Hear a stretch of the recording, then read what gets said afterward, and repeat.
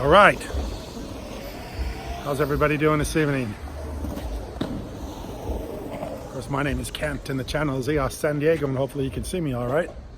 I seem to always get this a little bit out of adjustment. So anyway, of course, my name is Kent, and I talk about the EOS blockchain. And tonight what I want to talk about, of course, EOS, I think the price is a little over $4, which, as I've been talking about in the past, is very, very low for what's going on with EOS and EOS's scalability and all the things going on with EOS. Very, very low price. But I do believe that there's better days ahead, as I've been talking about before.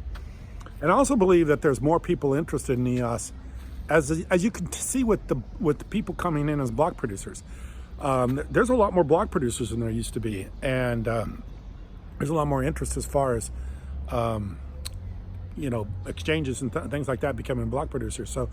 So these exchanges and these other block producers coming in, they have an interest in EOS. They're interested in doing block producing because they see a future in it. And the more block producers that we have with EOS, more people competing for those spots, tells you that the interest that is drawn, the interest drawn to EOS is very difficult to be a block producer. Very difficult now to be in the top 21 because the number of people that are competing for those spots. So there's a big interest in this, and you can see it with the block producing and how many new block producers have come into the game, and how many come into the game almost every single day. I see new names I've never seen before as block producers. Of course, if they're going to take the time and trouble to run a node on a EOS blockchain, they have to have an interest and actually have to be able to see a future, or else they probably wouldn't do it. So anyway, that's a positive thing.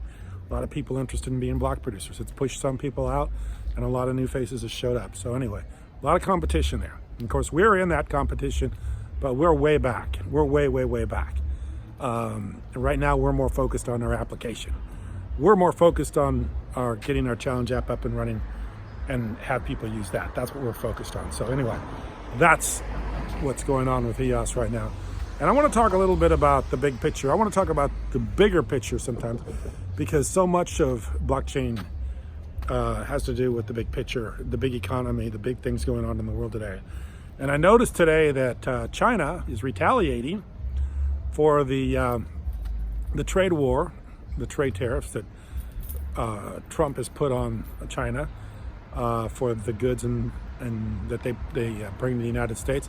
And of course, China's retaliating by not buying U.S. commodities, mainly soybeans. So as I've talked about before in this channel, I grew up on a farm, and I know a little bit about agriculture, and I'm a little bit concerned about the agricultural economy right now and community, because when I see these prices that I see now, I see a very, very bleak future for the U.S. economy and the U.S. farmer. I farmed a long time ago, way back in the 1980s. And I remember the corn prices we had back then. And some of the corn prices today aren't as good as we had back in the 1980s. These are absolutely ridiculous corn prices for anybody trying to make a living growing commodities, especially corn and soybeans. So, how you doing? So anyway, and I'll just give you for instance. I remember I used to haul corn back before the days of semis and big trailers and all the big things, the big gadgets that they have today.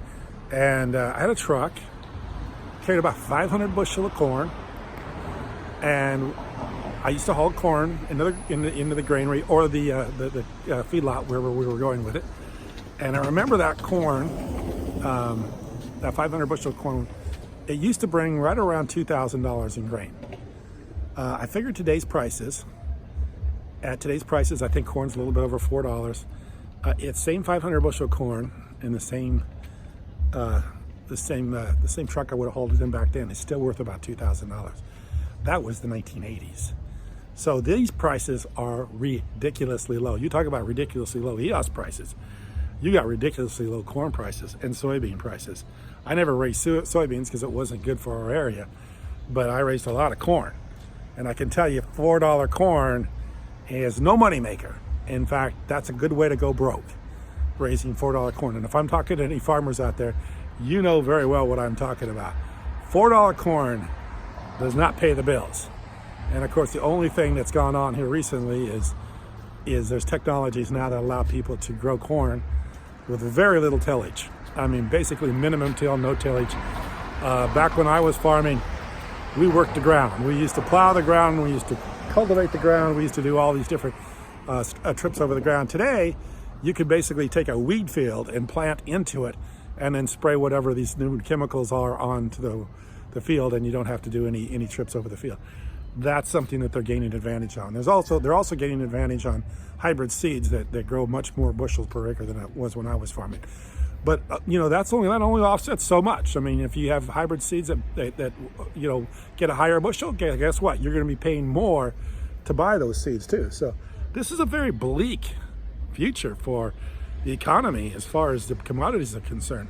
And this is why I'm so against a trade war, and this is why I so feel like the blockchain has a future, because trades can take place outside of these economies or these warring countries with these retaliatory measures taking place, whereas one country doesn't want to trade with another country or puts a tariff on a country, and the next thing you know, you've got some country not buying an entire group of commodities from another country.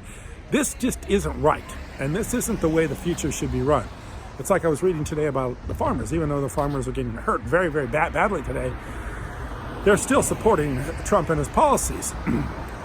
But they would rather have good trade than maybe some sort of subsidy, which is what they're getting now. But I understand the subsidies are never coming close to what it is that they're losing by these poor markets. And that's the way it's always been. It's always been that the government has tried to always come in and prop up the market to make up for the loss, but it never ends up being as much as you end up losing them by not having a good market for the commodities. So this is what's going on in the big picture. This is the world today. Trade wars, economies retaliating against each other, trade being hindered or slowed or really punished. And this is not a good thing for the world that we live today. It's not a good thing for the U.S. economy. It's not a good thing for our future. This is why we need alternative sources of being able to trade. We need alternative ways of being able to pay for things. And we need ways to get around the burdens, the taxes, the tariffs, the trades, and all the other things that factor into our world economy. The blockchain is a great way of getting around that. The blockchain is a good way of trading back and forth without having government policies destroy your markets or destroy your family farm. And believe me, if these prices stay where they're at, you will see generational farmers that will no longer be able to maintain the farm because of these low prices. So they will end up losing their farms, after 4, 5, 6 generations of farmers because of a decision made about trade tariffs and trade wars. And of course, there's going to be a lot of people think that that's what we need to do. I'm not going to argue that point. I'm not going to argue the way you remedy this problem. I'm going to argue that there's a better solution for the problem. Not a fix for the problem, but maybe a better solution for the problem. A lot of people in this country feel like that I live in the United States of America, feel like that we don't get fair shake at the negotiation tables or at the trade tables, and that there needs to be a stand, and that's what's happened. But I feel like there's a better way to do this. There's a better way for trade to take place between countries outside of these trade negotiations and these penalties, because they're hurting a lot of people, and they will continue to hurt people. And I think people will find ways and solutions around it.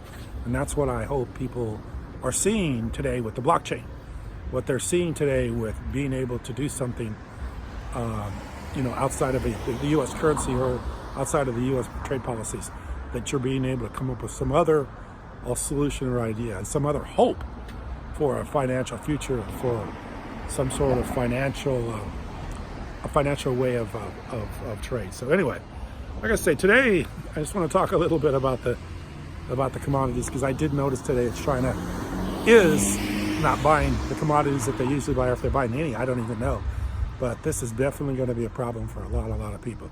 And if you're one of those people, believe me, I've been there myself, and I know that when prices are bad and you're spending more money than you're making, you aren't having a good time. You're not having a good time at all. It's very painful, very painful. And unfortunately, I see that happening a lot today. And hopefully things will turn around. But if they don't, people have to find a way to survive. And the best way to survive is to try to find out some new way of doing it, some new way of making it happen. And that's what people are doing right now. I'm sure they're thinking about that. I'm sure they're considering all their options. So anyway, hopefully farmers can hang on a little bit longer. Maybe good things will turn around for them. Maybe the trade thing stops. Maybe some negotiation takes place. I know they're talking. Hopefully there's a deal made very soon, and the commodity prices will go up and the farmer will start to make a living again. So anyway, but in the meantime, very difficult times on the farm. I appreciate you watching. Thank you very much.